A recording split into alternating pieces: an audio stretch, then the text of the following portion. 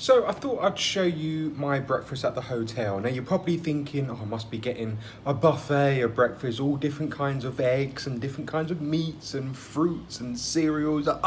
Be inundated with things to choose from. But no.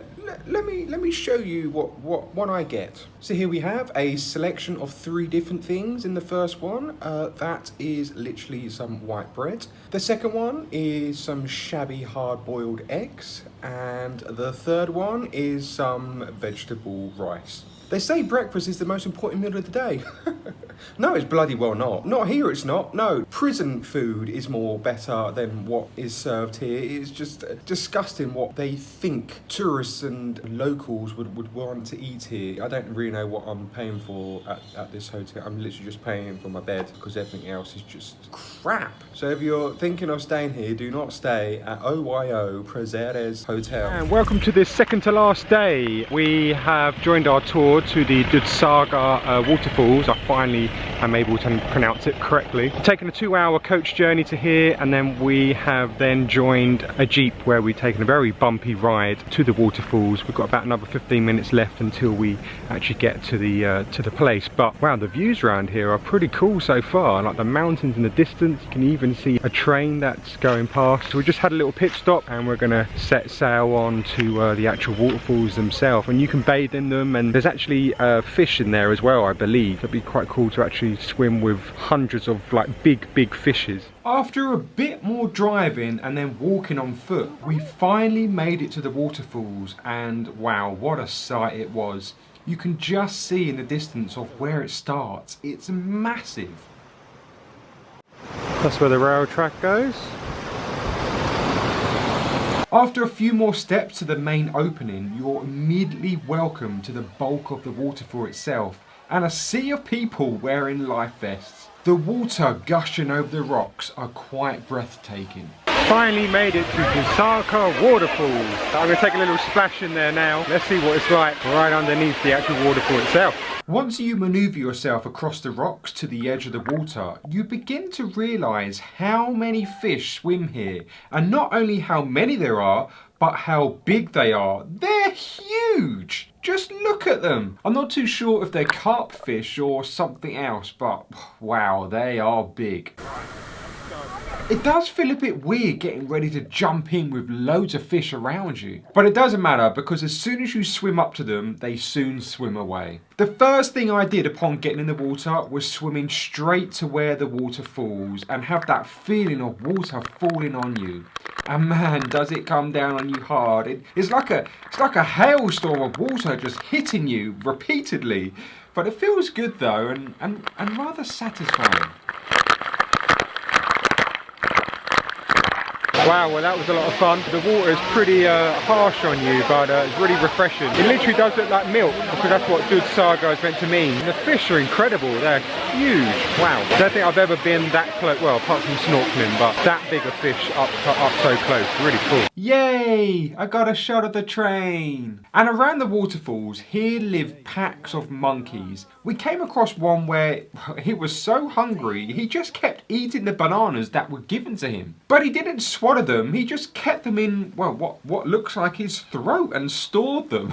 Like a hamster does, really. You know, in the end, he had like 4 or 5 bananas in there. I don't know why he didn't just swallow them. He's not even eating them. Okay, mate. It's also amazing at how quickly they can peel bananas. Baby. Oh no! You little buggers! They're our favourites! Oh, he's gonna love them. They also like stealing your crisps and eating them in front of you, high up in a tree where you can't get them back. Next up was visiting an elephant sanctuary where you had the opportunity to bathe or wash an elephant. Any chance to get near an elephant, and I'm there. I don't want to get it wet, And again. I want a refund.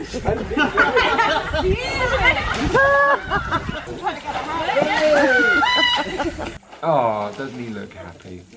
Now, I didn't get involved with washing the elephant as I didn't really want to pay. Because, well, 1, they charged extortionate prices, and 2, I've done it all before in Thailand, where I spent half a day with elephants for pretty much the same price. So I didn't see the point really. And then when washing was done, which lasted like 10 minutes, the staff then charged people for taking pictures with the elephant in different poses. I mean, it should have really been included in the price. The poses the elephants do just goes to show how intelligent they are, but from what I saw no signs from the elephant that they were unhappy.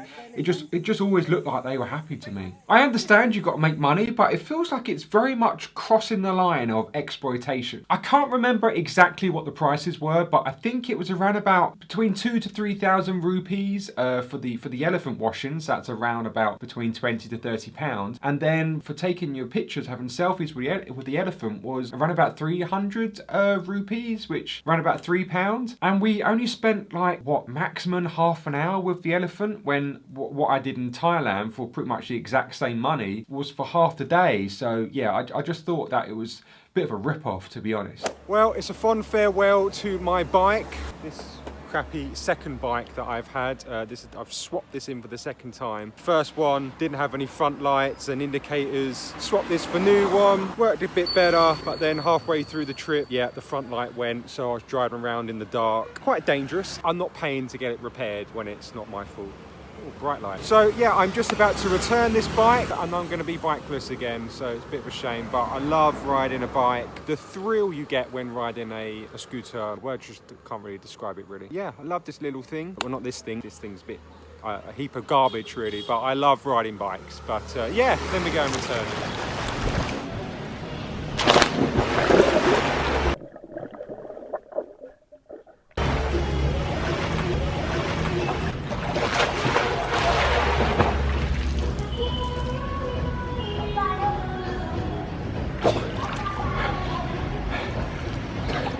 Hey, so welcome to the last day in Goa. Not doing much today, just a pool day, but I've just learned I may not even be going home tomorrow because my flight's been cancelled. So I'm trying to get that rearranged really and try and get another flight out. So I'm not really too sure what's happening. I'm a bit in limbo, so I could be going home tomorrow, could be going home the next day. Yeah, I'm not too sure what's happening there, but hope you're doing well on this lovely Wednesday.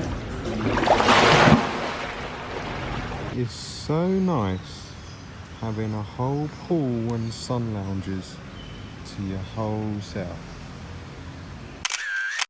And that's it. That's the end of my Goa adventure. And did I get another flight home?